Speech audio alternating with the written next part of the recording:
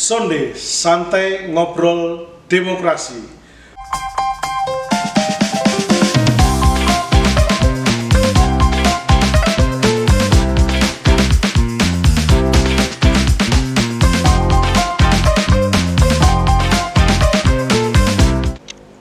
Sonde Santai Ngobrol Demokrasi. Berjumpa dengan saya Adityo Danukusumo Uswal dalam tayangan perdana podcast KPU Kabupaten Belu, Sonde Santai Ngobrol Demokrasi. Teman pemilih, hari ini kita akan membahas tentang suka duka, pengalaman dan evaluasi penyelenggaraan Pilkada tahun 2024 di Kabupaten Belu. Jadi teman pemilih tetap ikuti obrolan kita dalam podcast perdana KPU Kabupaten Belu, Sonde Santai Ngobrol Demokrasi.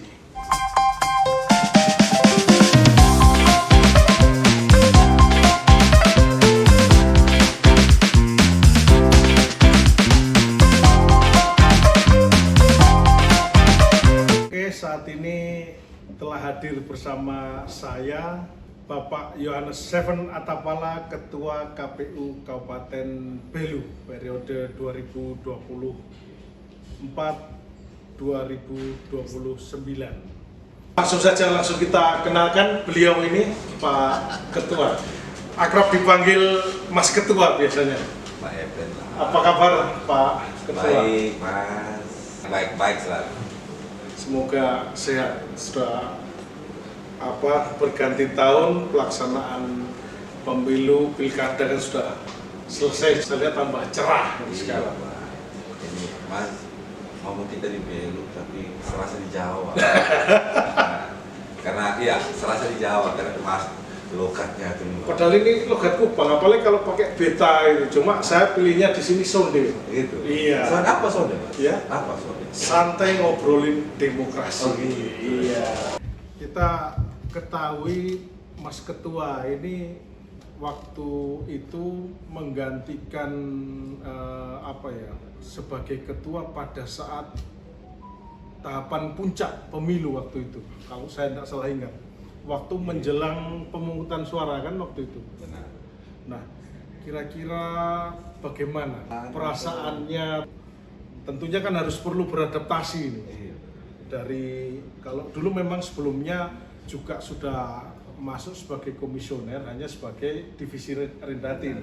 Lalu kemudian tahun 2024 saat tahapan puncak mau pemungutan penghitungan suara waktu itu, saya ingat Februari, baru kemudian dilantik menjadi ketua.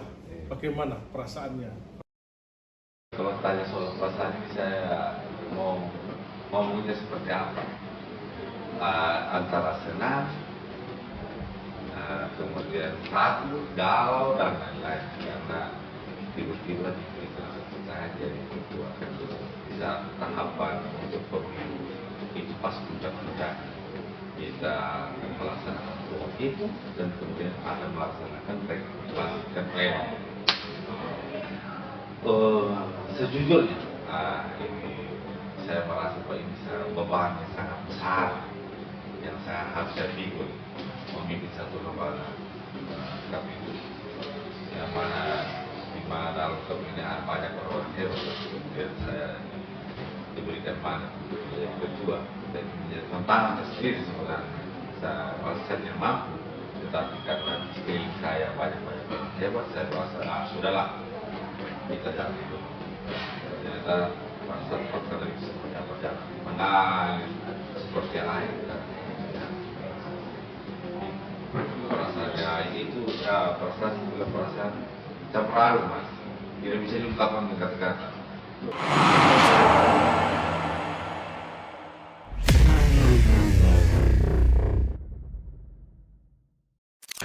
Oke, kita lanjut ke pertanyaan berikut ini. Mas Ketua, sudah berapa kali melaksanakan pilkada? Kalau melaksanakan pilkada sebagai penyelenggara dua sih.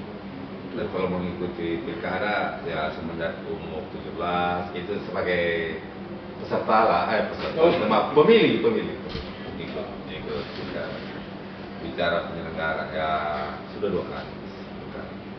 2 kali ini kami terpilih sebagai komisioner di tahun 2019 untuk periode pertama, dan kemudian untuk periode kedua kemarin terpilih lagi di 10. Dan hitung 2 kali karena di BU pilkada kemarin di tahun 2020, kemudian untuk serentaknya lagi tahun 2020. 2 kali mas, 2 kali. 2 kali ya? 2 kali mas. Oke. 2 mas. Artinya tahun 2020, kemudian tahun 2024 terakhir. Nah, Pak Ketua, kira-kira apa yang dirasakan perbedaan tantangan antara penyelenggaraan pilkada? Berbeda bicara kita melaksanakan pilkada, saya pikir tidak perbedaan karena tahapan yang ada semua sama melaksanakan itu. Hanya agak padat ya 2024 karena iya, dekat sekali kan waktu Mas. itu. Betul. Sebagai komisioner kita seperti pasti tahu. Tapi kan Mas tahu sendiri kan, masyarakat juga tahu kita tidak pilih kan ada 5 anggota dibantu sama sekretariat, ses kita akrab ses. Kita masyarakat apa? Mau bicara beda, ya karena mungkin bedanya kemarin sebagai anggota, kemudian tahun 2024 jadi ketua. Betul. Nah itu dia beda. Untuk lain-lain tahap kita laksanakan akan sama. Yang beda. Mau bilang beda juga tidak, karena tahun 2020 kita hadapi sidang MK, 2024 juga sidang MK lagi. Nggak ada beda Pak. Bedanya Ini yang benar ini. Ya benar. Berarti MK terus ini ya soal. Bedanya tadi.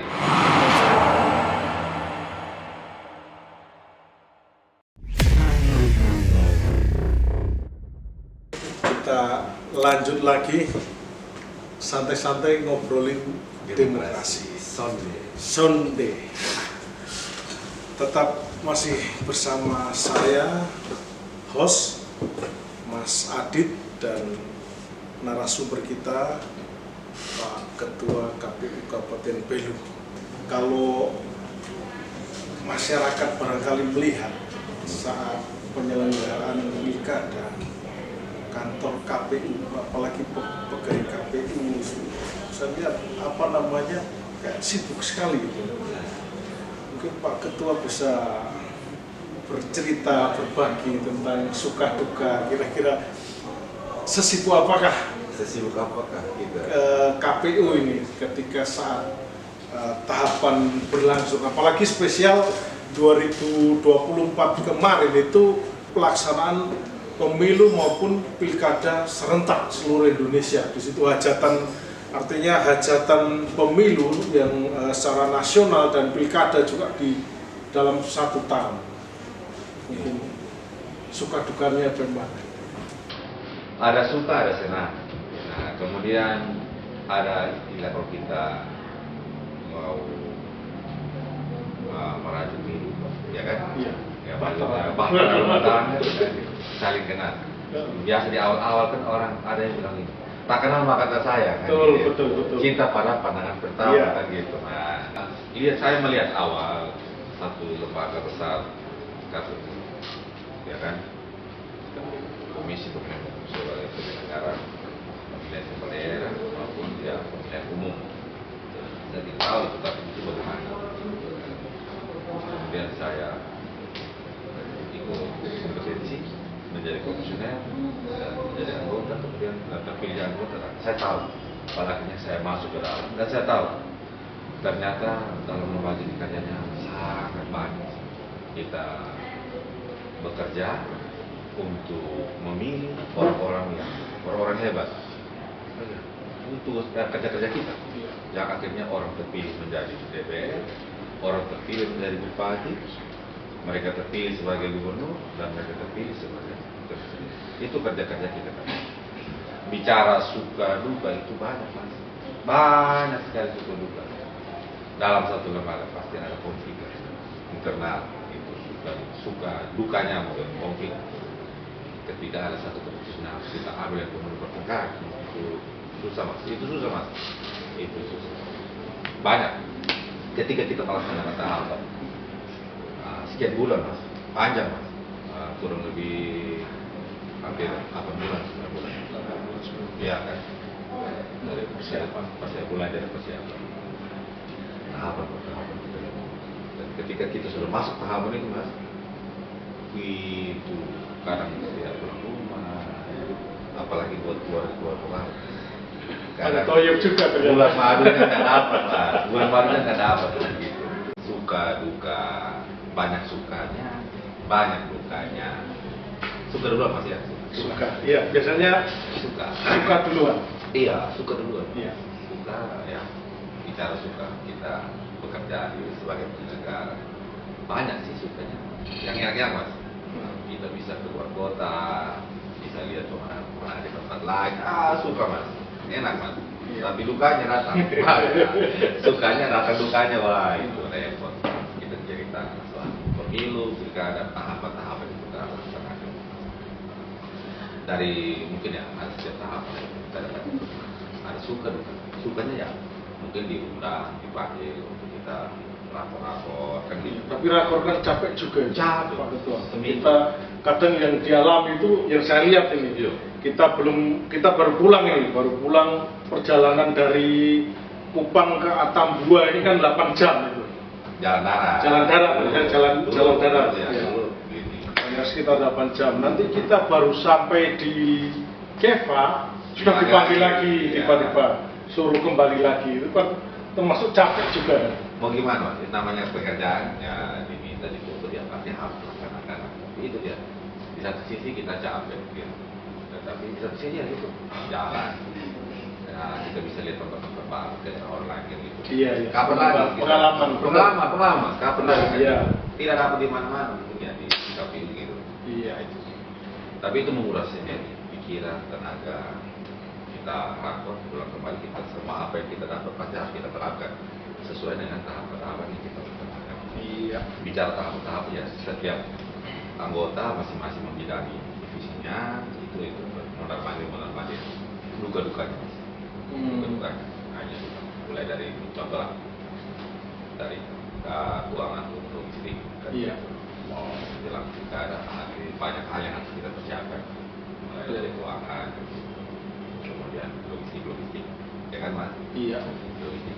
Tapi jauh sebelum itu juga teman-teman contoh lah ada divisi teknis penyelenggaraan kan gitu bicara soal pencalonan itu di mereka ada divisi data bicara soal data di teman-teman data PKD bicara soal SDM perekrutan dan lain-lain ada divisi kan gitu itu mau bicara soal duka yang mereka harus berjibaku contoh bekerja data dari pagi malam harus mencarikan data kan gitu salah diperbaiki dan itu kerja tidak sepele mas kerja butuh waktu konsentrasi karena salah sedikit pasti harus diperbaiki itu data kalau teman-teman di SDM sosialisasi pada saat perekrutan teman-teman dan baik di kecamatan nanti di desa kelurahan nanti di hari-hari KPPS-nya itu repot mas repotnya karena sebagian masyarakat ada yang apatis ada yang kalau respon baik mereka mendaftar kalau kita mencari mas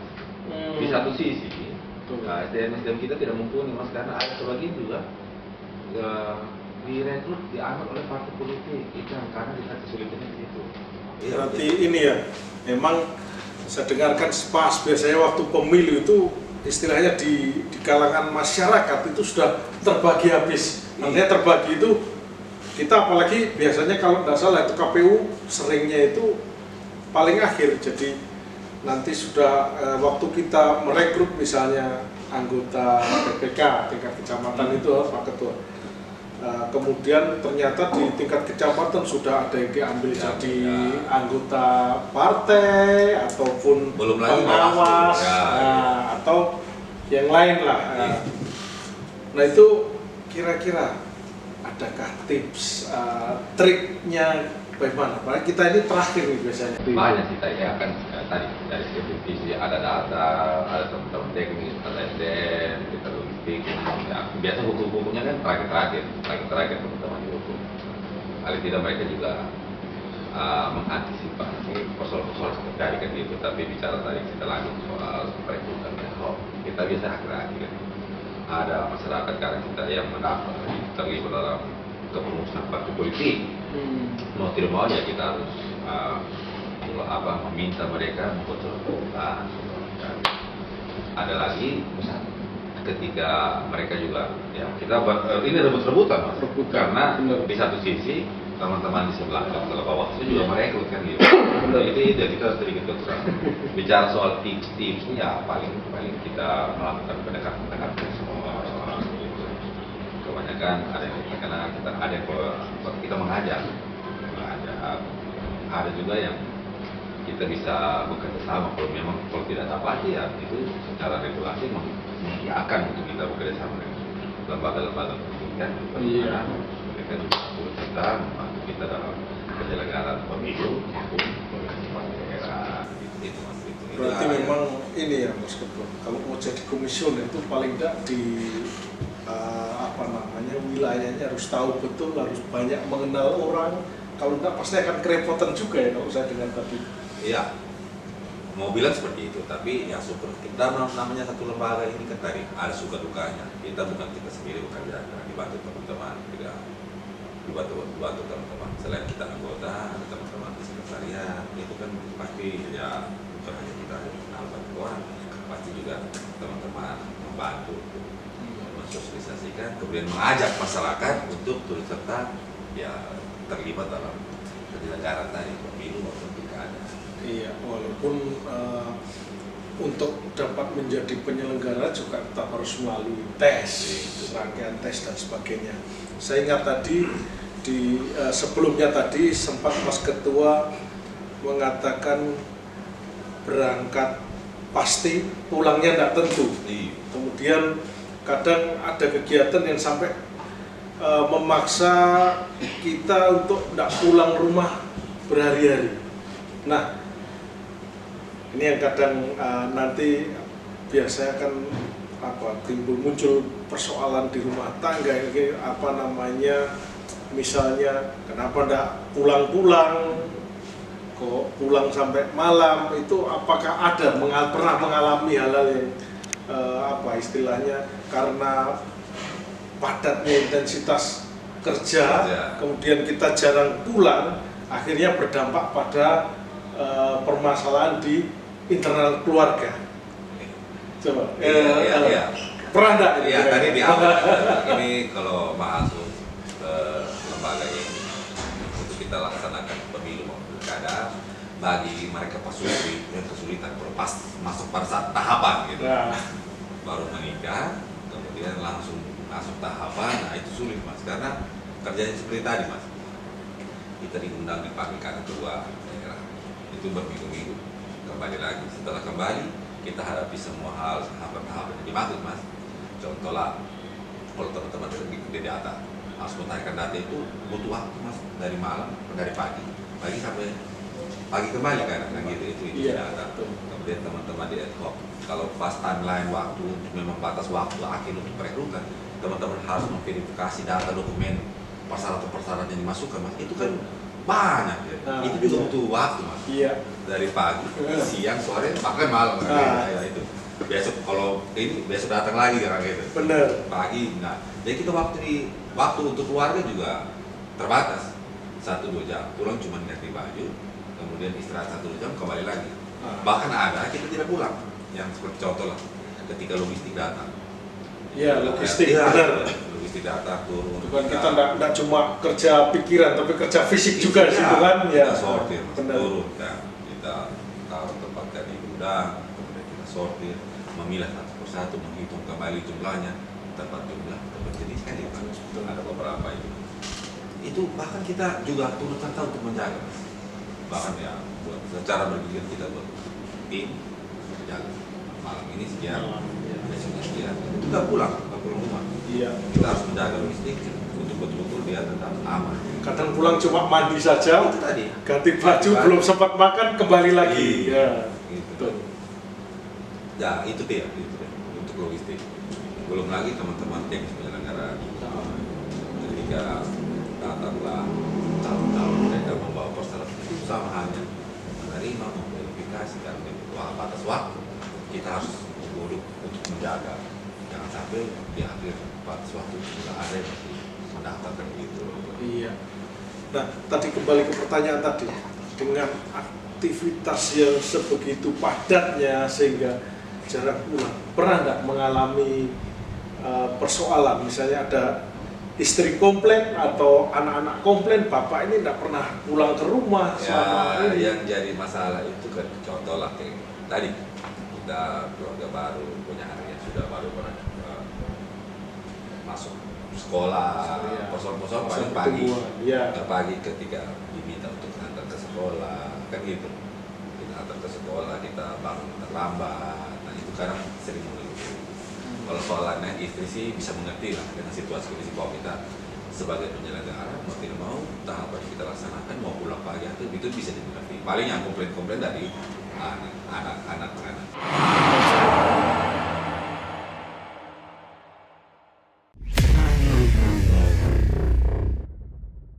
Kita lanjut lagi santai-santai ngobrolin demokrasi. Sonde. Ngomong masalah pilkada 2024 yang sudah selesai kita selenggarakan.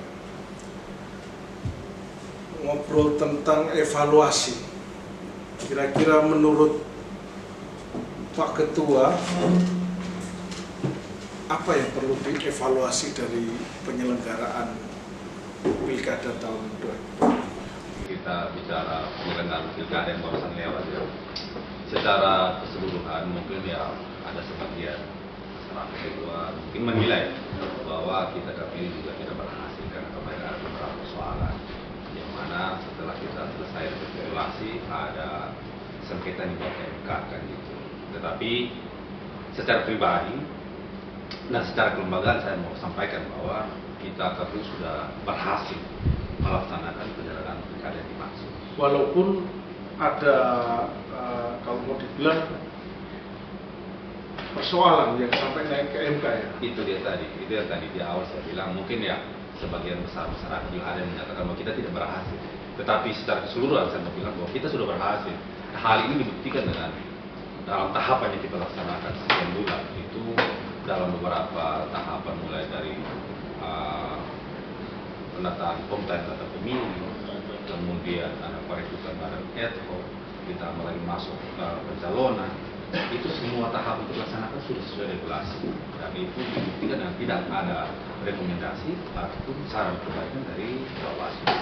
Dan di akhir kemarin di sidang MK juga kita berhasil menang pada saat sengketa kemarin dari salah satu paslon yang menggugat di MK. Iya. Kurang lebih seperti itu.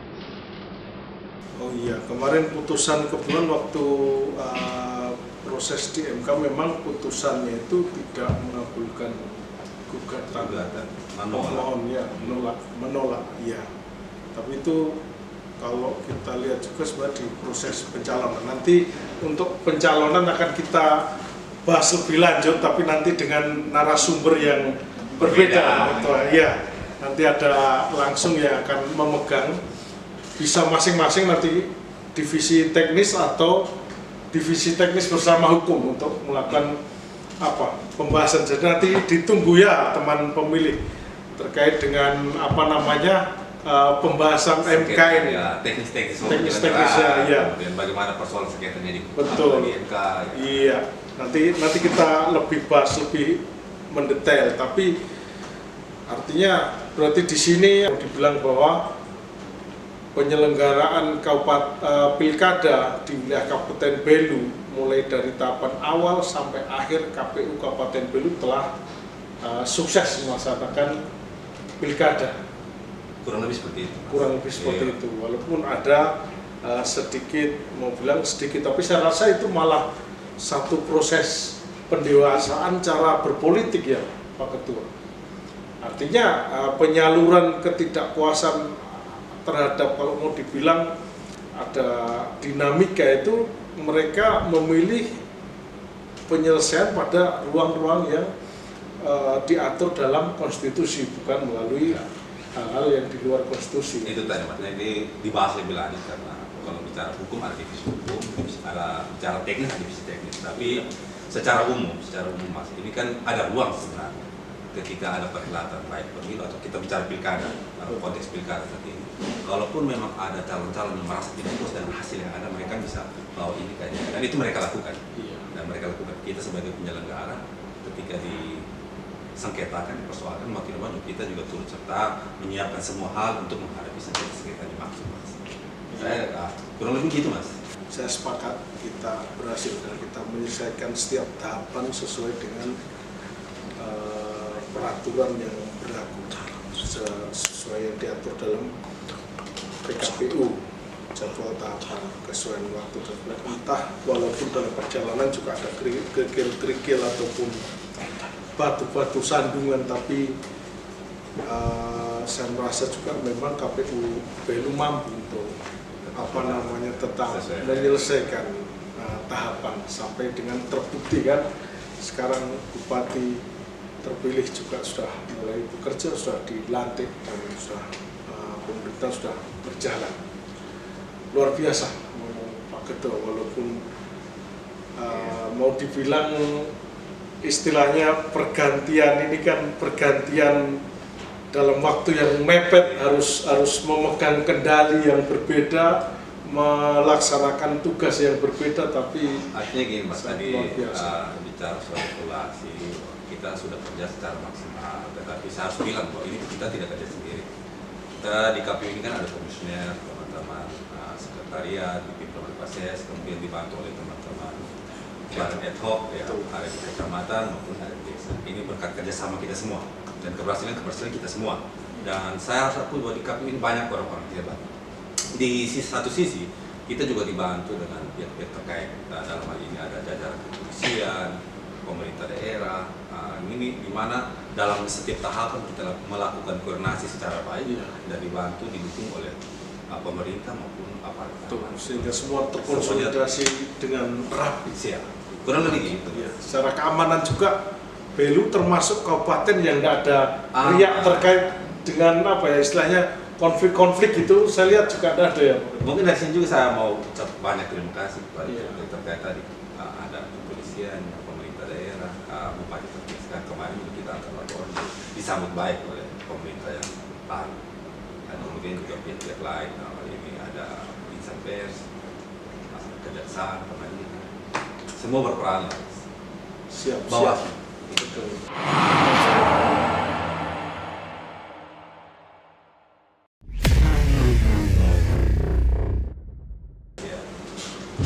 Oke, tadi terkait ini. Sekarang kalau ngomong-ngomong soal harapan. Oh ya, yang pasti bicara harapan banyak Mas. Kita merasa bahwa dalam tahapan-tahapan yang kita laksanakan ini kita terus belajar untuk bagaimana meningkatkan kepercayaan masyarakat terhadap penyelenggara. Gitu Mas, kita bekerja secara netral, profesional. Ya. Di satu sisi ini kita juga harus sering mensosialisasi apa-apa saja yang dikerjakan oleh kita penyelenggara dalam hal ini. Tapi untuk harapan ke depan mungkin kita lihat kembali ke belakang hasil pemilihan pagi hari kemarin bahwa persentase pemilih kita masih sangat rendah, dan kedepannya diharapkan semoga koordinasi kita dengan pemerintah juga berjalan baik. Kemudian masyarakat yang ada juga kita meminta untuk peran aktif masyarakat itu seringlah lihat apa yang kami KPU lakukan, itu ada paling tidak ada sedikit kritik, saran, masukan, dan juga kita ada pemenang-pemenang ke depan. Yang terutama partisipasi masyarakat itu. Iya, karena kemarin termasuk rendah ya. Ini nanti PR, ini nanti termasuk PR divisi SDM Parmas ya. Kena juga saya nanti kacupannya. Memang kemarin salah satu yang membuat kita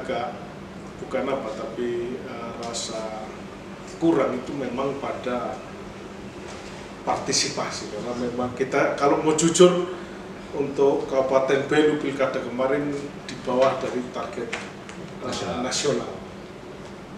karena kita hanya sampai di 60,sekian%. Tapi nanti kita bahas lebih lanjut bersama Divisi Sosdiklis. divisi Sosdiklis Parmas, kira-kira apa saja yang menyebabkan kenapa partisipasinya bisa anjlok.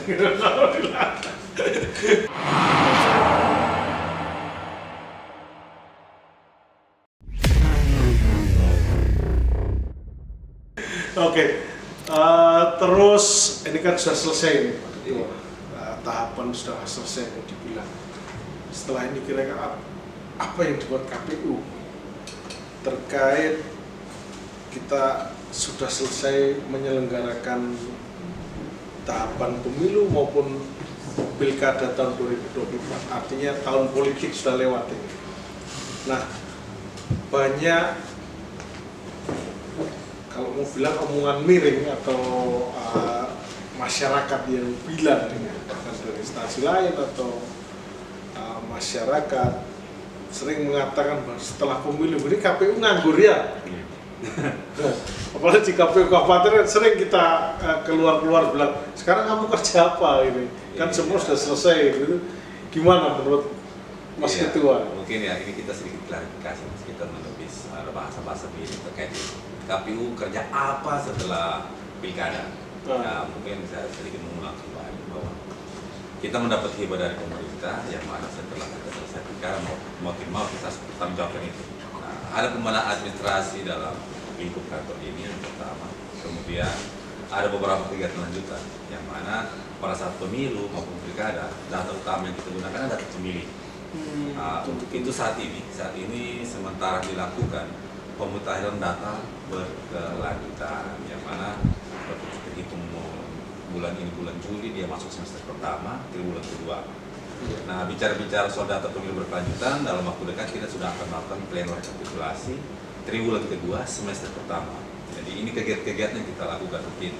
Di satu sisi tadi juga saya sampaikan bahwa harapan kita ke depan bahwa kita mau meningkatkan partisipasi masyarakat, yang mana di sisi ada satu subbagian divisi Sosdiklis Parmas SDM akan melaksanakan sosialisasi dari hari ke hari. PR besar ini.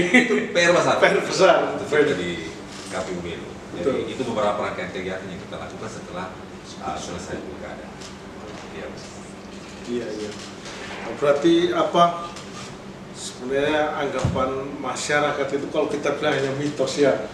Sebenarnya ada kegiatan yang sifatnya ya mau dibilang sustainable, itu berkelanjutan. Jadi tidak cuma berhenti di sudah KPU itu bukan hanya bekerja saat hari H pemilu saja, tapi ada tahapan persiapan, kemudian pelaksanaannya. Kemarin sudah serentak 2024. Sekarang ini dari pelaksanaan ini ya mungkin evaluasi kemudian untuk merencanakan perencanaan untuk pilkada ataupun pemilu ke depan. Betul Pak Ketua, siap. Berarti tetap harus aktif di kantor juga ya. Iya, setiap hari memang harus masuk kantor karena ada beberapa pekerjaan yang harus kita selesaikan. Iya, itu teman pemilih. Jadi setelah tahapan berlangsung, mau dibilang tahapan pelaksanaan pilkada ataupun pemilu, itu KPU masih banyak sekali kegiatan-kegiatan yang kita laksanakan. Tadi seperti Pak Ketua tadi sampaikan, itu ada di situ pemutakhiran data pemilih berkelanjutan, kemudian untuk menjaga data pemilih lah istilahnya, kemudian sosialisasi, kemudian penyelesaian administrasi juga ada di situ, sehingga nanti diharapkan tahun 2029 itu pelaksanaan pilkada atau pemilu menjadi lebih baik daripada tahun sebelumnya. Kira-kira seperti itu ya Pak Ketua. Oke. Ini ngomong-ngomong ini juga akan ramai juga ini posisi komisioner. Kebetulan kan sekarang Pak Ketua juga termasuk yang sudah 2 periode ya. Artinya bukan apa, tapi artinya untuk periode ke depan kalau masih regulasinya masih tetap sama ya, mau nggak mau, suka tidak suka, Pak Ketua mungkin akan ini tidak bersama lagi di KPU Kabupaten Belu. Tapi Mas, ini tadi kata itu akhir bukan berarti terakhir. Betul. Kalau ngomong lagi ini kita bisa panjang Mas, ya kan? Memang ini cerita tadi kita sudah evaluasi harapan kita ke depannya seperti apa gitu. Ini 5 tahunan. Apa yang dilakukan KPU setelah pilkada yang mungkin seperti tadi. Kita ada data lanjutan, teman-teman kita melakukan sosialisasi kepada masyarakat, pemilih dan lain-lain. Selanjutnya itu juga mungkin kita hitung range waktu dari 2025 ke 2029 itu kurang lebih sekitar 4 tahun. Yang mana dalam waktu kosong ini harus diisi oleh kegiatan. Tapi saya mau sampaikan di sini ada banyak hal yang dalam hal ini pilkada kali depan yang pasti kita melakukan perencanaan menyusun anggaran untuk pilkada kali berikut. Dan ini waktunya tidak lama. Selepas tahun 2025 mungkin masuk 2026 kita sudah melakukan itu. Perencanaan untuk pilkada kali berikutnya. Nah, memang tadi disampaikan untuk periode berikut kami tidak lagi, tapi harapan kami teman-teman yang kebetulan di sini ada adik berdua, bilang adik kan?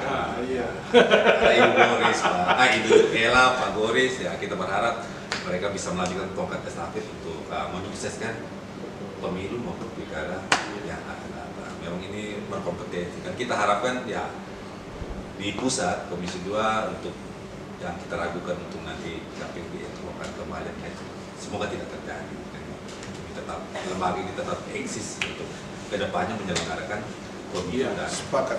Karena memang masih banyak kerja-kerja yang dilaksanakan pada tingkat kabupaten, tingkat provinsi, seperti misalnya kebutuhan untuk pengarsipan, kemudian memenuhi permintaan data dari beberapa stakeholder, baik peneliti ataupun apa itu ternyata juga tetap berjalan ya. Betul. Nah, jadi seperti itu. Ini sebenarnya yang mau saya tanya tadi.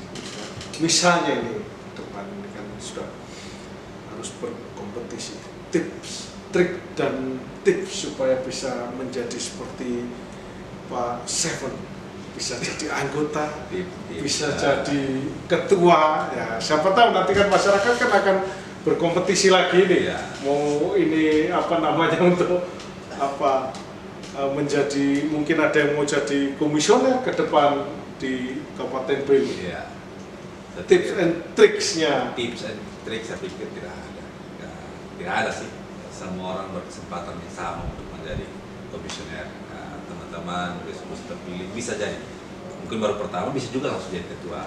Kalau tips-tips saya pikir ikuti saja perkembangan yang kita lakukan di KPU, belajar soal undang-undang, belajar terkait peraturan KPU, apa yang harus dikerjakan. Mungkin banyak ketika kita banyak belajar soal hal itu, mungkin ya kita kembali juga ke garis tangan, gitu. Siapa tahu bisa jadi dari sekian banyak yang dipanggil tapi satu yang terpilih, 5 yang terpilih. Gitu. Dan salah satunya harus apa? Nonton Sonde. Oh, nonton Sonde. Sampai ngobrol demokrasi ya. Supaya artinya dari sisi pengetahuan tentang kepemiluan, tentang demokrasi nanti kita akan bahas di sini. Dan itu nanti biasanya juga akan kalau nggak salah masuk dalam ujian-ujian. Karena kan ada berapa tahapan itu kan untuk ujian dari seorang komisioner itu ada beberapa tahap, tapi saya pikir nanti ada sesi-sesi berikut nanti dengan SDM teman-teman itu yang tahu paham lah. Iya.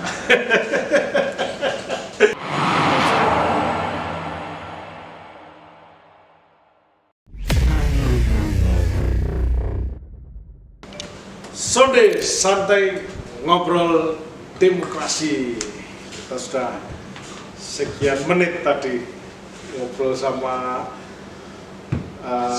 Mas Seven Atapala, Bapak Ketua KPU Kabupaten Belu periode tahun 2024-2029. Pesan terakhir. Ya, makasih Mas Dan. Ini saya perdana ya, Sonde. Siap. Santai ngobrol demokrasi. untuk pesan kesannya mungkin kepada masyarakat pada umumnya sekaligus ya kepada pemerintah daerah. Kita sudah melaksanakan pilkada ini dengan secara maksimal dan semuanya berjalan dengan baik. Ini juga untuk kerja kita sendiri, kerja semua kita. Pertama, banyak terima kasih untuk kita semua, baik pemerintah maupun masyarakat Kabupaten Belu. Itu yang pertama.